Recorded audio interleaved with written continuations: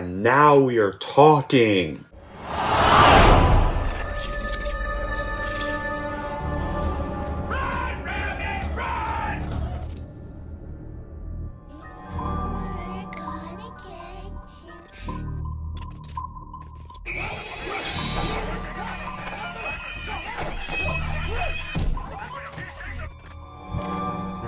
One, two,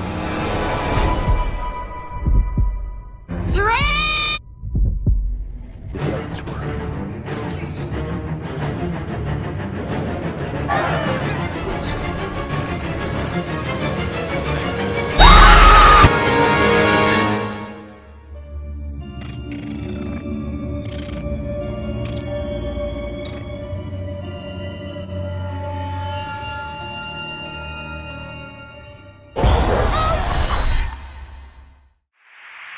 Hey everyone, it's Don G. Corleone here, and I am here with episode 20 of my Halloween Horror Movie Review Season 3, and this episode is going to be for the third installment of another satanic kid horror franchise, and this one is going to be for, it's for the other sequel that I got. This one didn't happen 13 years later, after the previous installment. I had reviewed the previous installment a few episodes earlier. Well, Epic ranted on it anyways. But anyway, this episode is going to be for the much superior film and fan favorite of the franchise, The Exorcist 3. Yes, guys, the fan favorite. But anyway, before I get into details, what's the plot is? Well, a seemingly endless series of grisly killings that bear the trademark of the mass murderer, the Gemini Killer, terrorizes the district of Georgetown. To further complicate matters, although it's been 17 years since the killer's execution on the fatal night of pure terror in The Exorcist from 1973, skeptical police officer Lieutenant William F. Kinderman is still obsessed with solving the baffling case as the death toll keeps rising. In the meantime, in the city's high-security psychotic institution, a cryptic inmate who bears an uncanny resemblance to the late Father Damien Karras emerges from his deep catatonic state, claiming that he has all the answers that Kinderman needs. But who is this mysterious patient X? Does the same unholy force that tormented Regan McNeil have something to do with the brutal demonic murders? Yeah. So how was this made? Well, William Peter Blatty, who wrote the original Exorcist novel and the screenplay for its film adaptation, initially had no desire to write a sequel. However, he eventually came up with the story titled Legion, featuring Lieutenant Kinderman, a prominent character in the original Exorcist novel, though he played a minor role in the eventual film as the protagonist. Blatty conceived Legion as a feature film with William Friedkin, director of The Exorcist, attached to direct. Despite the critical commercial failure of the previous sequel, Warner Bros. Was keen to proceed with Blatty and Friedkin's plans for another Exorcist film. Blatty said that everybody wanted Exorcist 3. He hadn't written the script, he had a story in his head, and Billy Friedkin loved it. Friedkin, however, soon left the project due to conflicting opinions between him and Blatty on the film. The project then went into development hell, and Blatty wrote Legion as a novel instead, published in 1983. It was a bestseller, but he then decided to turn the book back into a screenplay. Film companies Morgan Creek and Catholic both wanted to make the film. Blatty decided upon Morgan Creek after Carmichael suggested the idea of a grown-up Regan McNeil giving birth to possessed twins. Blatty offered directional responsibilities to John Carpenter, who liked the script, but then Carpenter walked out when it became clear that Blatty wanted to direct the movie himself, and because of creative differences again regarding any of the movie. Despite this, they remained friends. As per the stipulations for his deal with Morgan Creek, Blatty was to direct the movie himself, and it was to be filmed on location in Georgetown. So, after that, this movie was going to be released into theaters on 1990, just 13 years after the previous film Exorcist II: The Heretic. And as we remember, when Exorcist II: The Heretic released, it was a critical commercial failure and was regarded one of the worst sequels in horror films ever made. The Exorcist 3, on the other hand, received more mixed reviews and made modest returns at the box office, but has grown a massive cult following with fans. As for my reaction, I will say this. This, I like many other people, would actually have to be my favorite Exorcist film of the franchise. Yeah, people can say the first one's better, but for me, I agree with many people and find this one way more memorable than the slightly overhyped first film of the franchise and the only good of the Exorcist follow-ups. For first good quality, the story is very solid. This is a direct sequel to the first Exorcist film as W.P. Blatty intended with his novel Legion. Blatty is also the director of this adaptation for the screen, which became The Exorcist 3. I will not discuss here The Exorcist 2 The Heretic, since due to the story's continuity, it might as well have not been made, and it does not exist in my book. What we have here is a work of love. Love from the writer towards his characters that he had fleshed out in his previous book, as well as an innermost desire to make sense of all the questions that were left unanswered in the first movie. We have the always brilliant George C. Scott in the role of Lieutenant Kinderman, that is torn between new murders that resemble the profile of an old serial killer. On the other side of the spectrum, we have Brad Dourif as a Gemini killer that does the role of a lifetime, and may have so romantically put it. I haven't seen many films with Dourif except for like Child's Play and Lord of the Rings, and never quite trumps his performance in this film. Oh yeah, and of course he was also in the Rob Zombie Halloween remakes, and he was good in that stuff, and he was also really good in here. And yeah, sure, people can say the writing is something and portentous. Yes, the performances are sometimes overacted, but the style is so sober and literate for fans of the demonic distorts of the original Exorcist. But all some bad boys aside, The Exorcist 3 deserves pet moniker of one of the most underrated horror films in the history of cinema. Writer and director William Peter Blatty has woven a thoroughly incarnate and penned story that engages the viewer with its disturbing complexities and distinct texture. Like, I swear, Blatty has an accomplished cinematographer in a past life because his hair for creating iconic nightmarish imagery and committing palpable mood and atmosphere in the film seems natural born.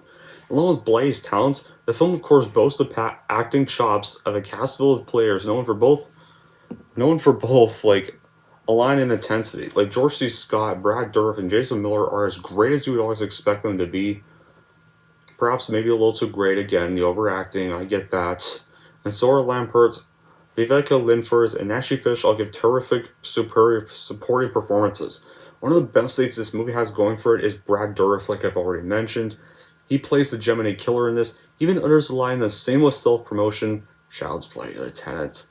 The back and forth between Scott and Dourif is completely insane and chock full of over-the-top emotion. Just talk of a creepy performance of Jason Miller, reprising his role as Father Karras as well as another character, and you got a terrifically acted sequel. Is it scary? Yeah, it has its moments. Particularly the scene in the hospital hallway, which has some of the best build-up and one of the best payoffs in horror history. In fact, it's probably one of the scariest scenes in any horror movie ever, probably one of the scariest jump scares ever. And in my personal opinion, remember, this is purely an opinion, guys. For those of you who like the first one better, I get that. I find this movie better than the original. Like I've already said, I find it better than the original movie. Go ahead and attack me for saying that. If you are going in to watch the movie with expectations of gore dripping grotesquely from the screen, then don't expect a good bloodbath. This cell-like masterpiece hits you deep with the central gray matter. The acoustics are symphonic and scathing, the acting is visceral and precise, the atmosphere and tension is palpably tangible. I could go on and inflict them with superlatives. The director clearly had a vision to deliver on this screen, and this was executed with gusto and aplomb. The scenes are set with immaculate precision, guiding us gently through each frame, shepherding us until the director sends us spiraling headlong out of control, battling our brains in tension and revulsion. The screenplay is simply superb, along with the acoustics direction. Our narrative fiercely fuels our inner fears. Some of the psychiatric ward scenes are delivered in odious and undulating spades of nightmarish debauchery. And George C. Scott is also another favorite of mine here, and I really love what he does in this film. Scott can fairly be accused of often losing like he was impatient on screen and tolerating another actor's lines only so that he could deliver his next brilliant speech. I loved him for it, and I've enjoyed loved him for this movie. I really enjoyed his performance here. The fact he gets accused of poor acting here is truly mind-boggling. Considering the scene where he comes into the hospital to visit the sick Father Dyer, he begins with a calm tone that slowly becomes more agitated with each line. He is believable and true. He's concerned and worried about his friend, like where he yells, "We're fine," at the nurse. It isn't because George C. Scott, the actor, is blowing the scene. It's because Kinderman, the character, can't hide the stress and concern any longer. The same goes for later on when he realizes in panic that he needs to get home fast. And I love the way he behaves at the pasture in the squad car. This is the face of desperation, and Scott was absolutely correct in how he played it. However, is there any bad qualities with this follow-up? Well, yeah, maybe some minor nitpicks I can see here and there. Like studio interference with Nicole Williamson infused exorcism is one flaw in what is otherwise a very good horror and supernatural thriller. The other things I did not like, the exorcism itself seemed completely out of context with the storyline. It's kind of like they said, oh hey, let's do an exorcism because it's called The Exorcist 3. As an afterthought to the main plot, it was almost as if the movie itself was over, but the actors kept on going in an ad-lib, and they just keep filming. It was well done, but its filming was far too fortuitous for Scott's character. And second of all, I did not like the religious browbeating we get in these profession movies. Like, there are things in the shadow realms which are not of Christianity which possesses. Why don't we ever make a movie about that? Like, honestly, those were the only things I did not like about this movie. And the second is with the subgenre in general. Well, not this movie in particular. But those are probably the only nitpicks I have of this film. Other than those nitpicks, The Exorcist 3 is a phenomenal horror film to this day. And it always will be better than the original film to me. So yeah, in the end, The Exorcist 3 is a must-buy and watch. If you want to wash that horrible taste of Exorcist 2 the Heretic out of your mouth and see an actually proper sequel to the 1973 hit we should have got in the first place. Anyways, that's it for my review of The Exorcist 3. And if you're wondering how I'm going to rank The Exorcist 3, here's how I'm going to rank this movie.